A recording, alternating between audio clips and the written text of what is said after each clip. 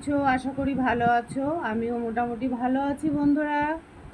Ranja short and ব্লকের পক্ষ থেকে সকল বন্ধুদের অনেক অনেক ভালোবাসা, ওয়েলকাম। তো বন্ধুরা, এটা নিশ্চয়ই তোমরা চিনতে পারছো, এটা কোয়াশ। আর কোয়াশ আলু দিয়ে আমি একটা রেসিপি বানাবো। তো তোমরা সঙ্গে থাকো, দেখতে থাকো আমি কিভাবে বানাবো। তো প্রথমে আমি অফ ক্যামেরায় এটা কেটে নেব বন্ধুরা। তোমরা শেষ পর্যন্ত দেখতে থাকো, আশা করি ভালো লাগবে।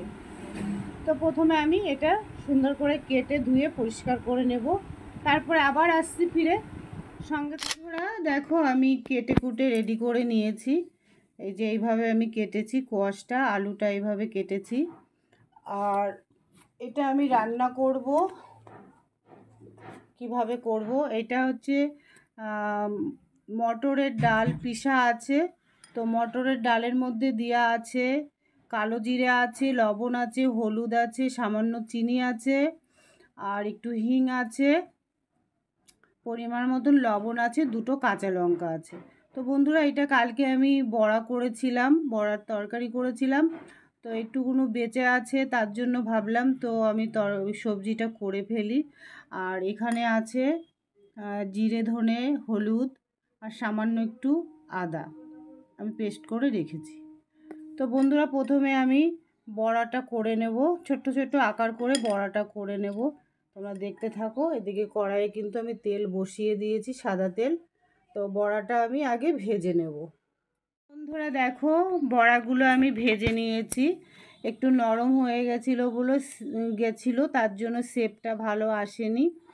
আর কটা পাঁপড় ভেজে নিয়েছি, এই পাঁপড়গুলো মেয়ে এনেছিল, ABCD কী লেখা আছে, এই যে এই কটা পাঁপড় ভেজে নিলাম ওই তেলে। তো বন্ধুরা দেখতে থাকো, সাথে থাকো। এইবার আমি ওই তেলে, যেটুকুনো তেল আছে ওই তেলে আমি আলু ভেজে নেব।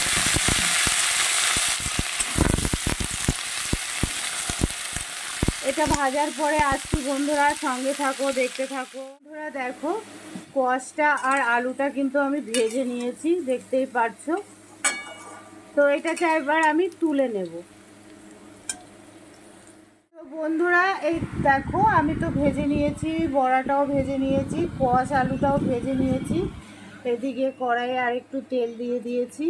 আমি একদম নর্মাল বানাচ্ছি বন্ধুরা, গরমকালে এরকম নর্মাল খাবার তোমরাও খাও। দিয়ে দেবো একটু পাঁচফোড়ন,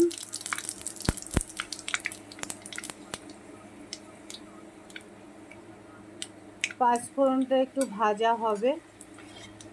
আমি আর কি দেব না দেব বন্ধুরা, শেষ পর্যন্ত তোমরা দেখো, তাহলে তো বুঝতে পারবে।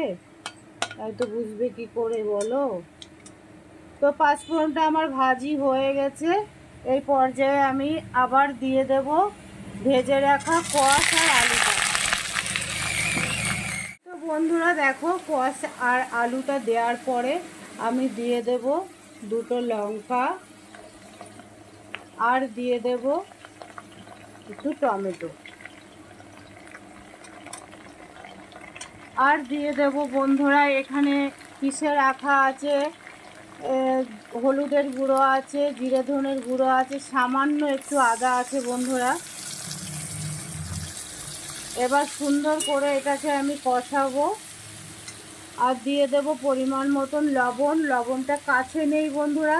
পরিমাণ মতন লবণ দিয়ে এটাকে সুন্দর করে আমি কষাতে থাকবো।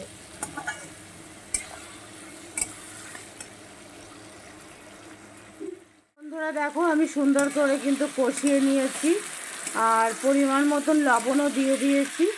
এই পর্যায়ে আমি দিয়ে দেব একটু চিনি। তো কষানো কিন্তু আমার হয়ে গেছে। এবার দিয়ে দেব পরিমাণ মতন জল। তো বন্ধুরা, পরিমাণ মতন জল দিয়ে আমি 4-5 মিনিটের জন্য ঢাকা দিয়ে দেব, কারণ এগুলো প্রায় গলে গেছে। তো 4-5 মিনিট পরে আবার ফিরে আসব, সঙ্গে থাকো, দেখতে থাকো। বন্ধুরা 5 মিনিট পরে আমি ফিরে এলাম, দেখতেই পারছো সব কিন্তু মনে হচ্ছে গলেই গেছে। এই পর্যায়ে আমি দিয়ে দেব ভেজে রাখা ডালের বড়িগুলো।